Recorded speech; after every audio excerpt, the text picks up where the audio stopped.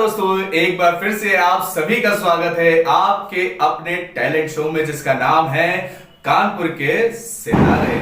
जी हाँ दोस्तों, आज हम सभी आ चुके हैं आशु जी के साथ एक ऐसे सितारे के पास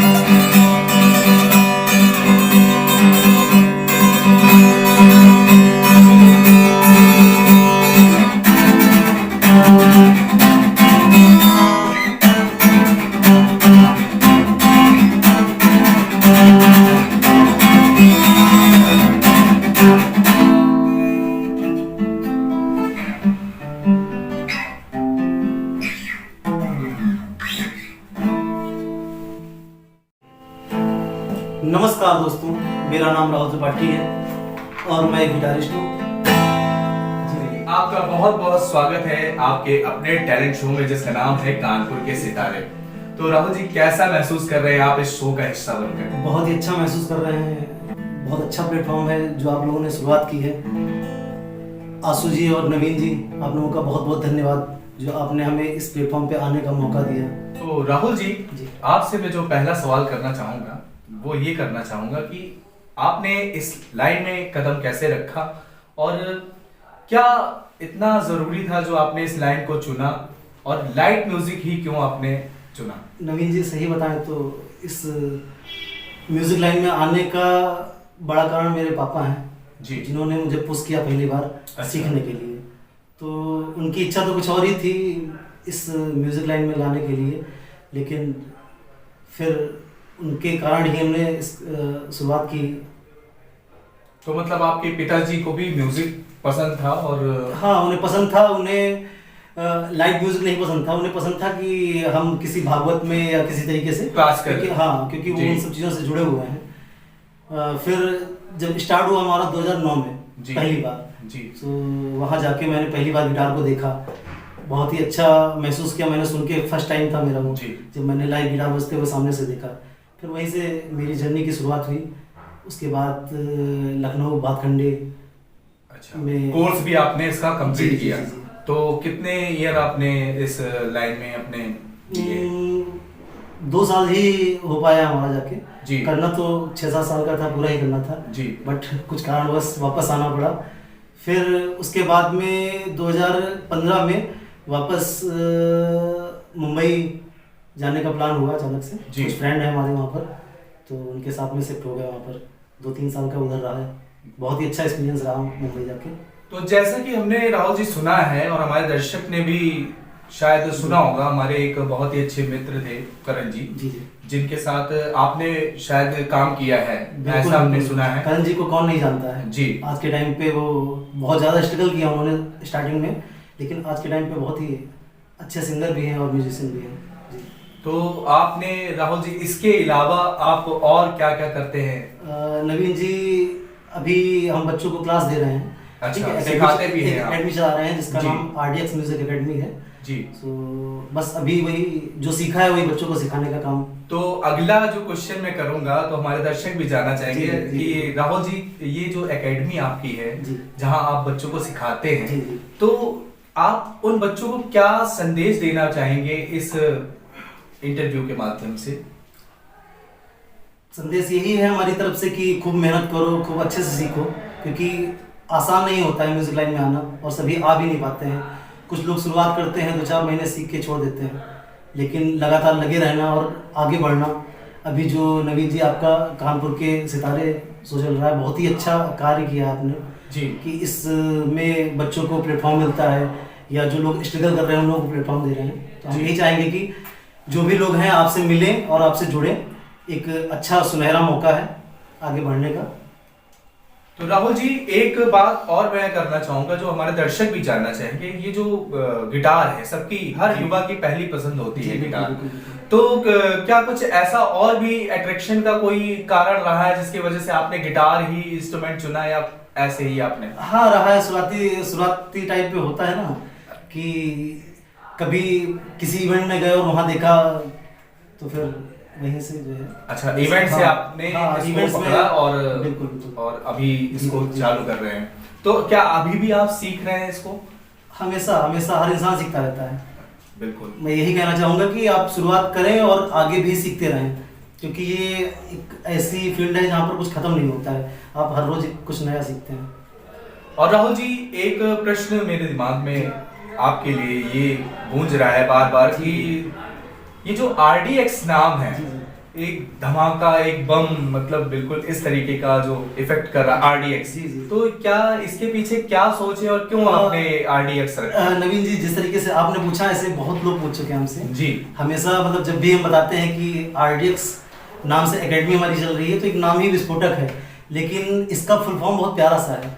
इसका फुल फॉर्म है revolution of dancing X factor. So हमने और एक हमारे फ्रेंड ने मिलके इसकी शुरुआत की थी।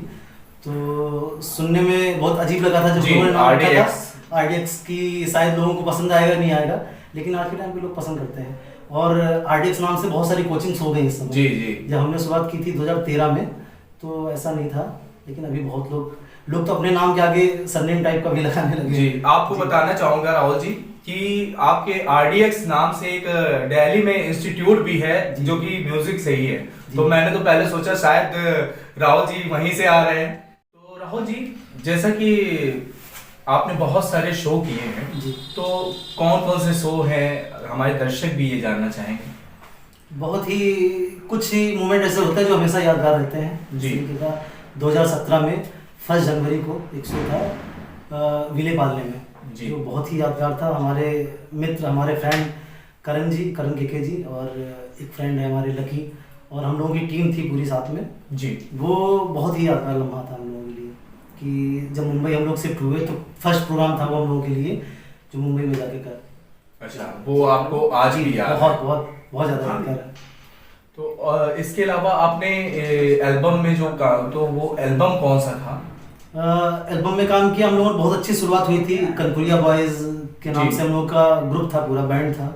और सुन सोनी हमारे करण जी ने बहुत ही अच्छा, बहुत प्यारा सा गाना गाया। इसके अलावा हम लोगों ने काफ़ी गाने कंपोज किए हैं जो आने वाले टाइम पे आप तो लोग जैसे सुनेंगे। कि राहुल जी, आपने ये सफर चुना, तो इस सफर में कई मुश्किलें भी आई होंगी, तो उन मुश्किलों का जो है सामना आपने कैसे किया? बहुत मुश्किलें तो आती ही हैं, सभी की लाइफ में आती हैं, लेकिन मुस्कुरा के कट जाती हैं। वो बहुत ही बहुत ही खूबसूरत बात आपने राहुल जी बोली। मुस्कुरा दर्शक के भी काटती है। हमारे ये देख रहे होंगे और जी। समझ रहे होंगे आपके एहसास को कि जी, जी, बिल्कुल। मुस्कुरा के कैसे जीवन काटा जाता है। बिल्कुल। राहुल जी, कोई ऐसा भी दौर, ऐसा भी कोई गुजरा है जिसमें कोई आपसे अट्रैक्ट हुआ हो? क्योंकि ये गिटार एक पैशनेबल इंस्ट्रूमेंट है और हर कोई अट्रैक्ट होता है इससे। बिल्कुल बिल्कुल नवीन जी, होता है इस फील्ड में तो बहुत ही ज़्यादा अट्रैक्शन का पार्ट रहते हैं पार्ट, बट एक पार्ट हमारी लाइफ में भी आया था जो रुलाने वाला हंसाने वाला दोनों ही था। तो काफ़ी खूबसूरत पल था वो, जब किसी की यादों के साथ में इस गिटार के साथ में बजाते रहते थे, अपनी ज़िंदगी में फिर व्यस्त थे उस समय, लेकिन वो टाइम ज़्यादा रहा नहीं, बस कुछ समय के लिए आया और चला गया। सैयों ने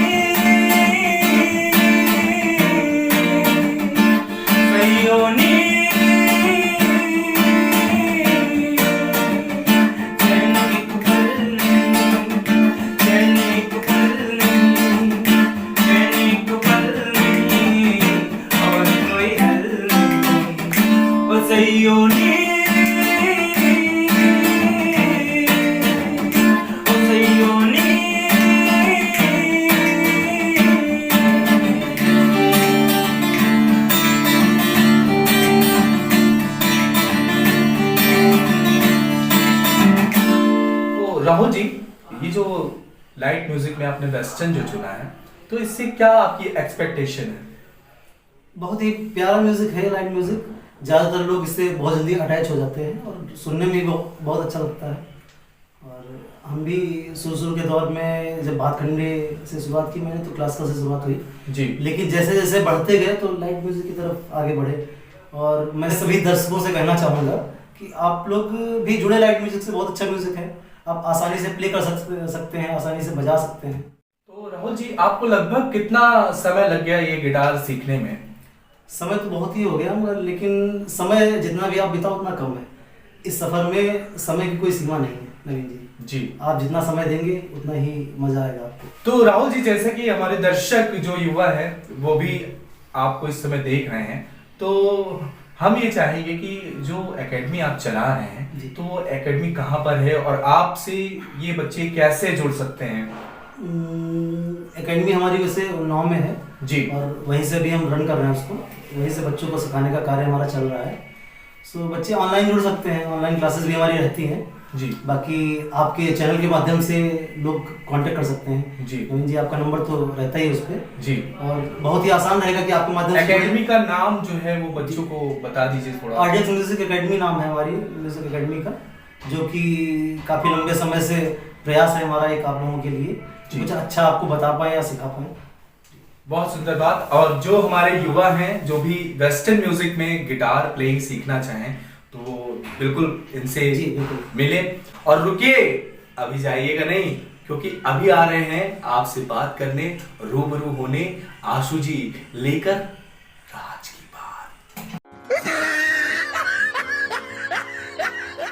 ये भाई साहब किसी को पसंद करते थे।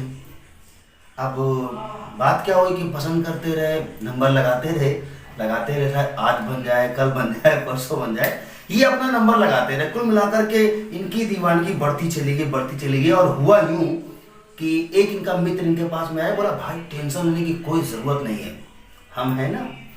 तब ये समझ नहीं पाए कि हम है ना का मतलब क्या है?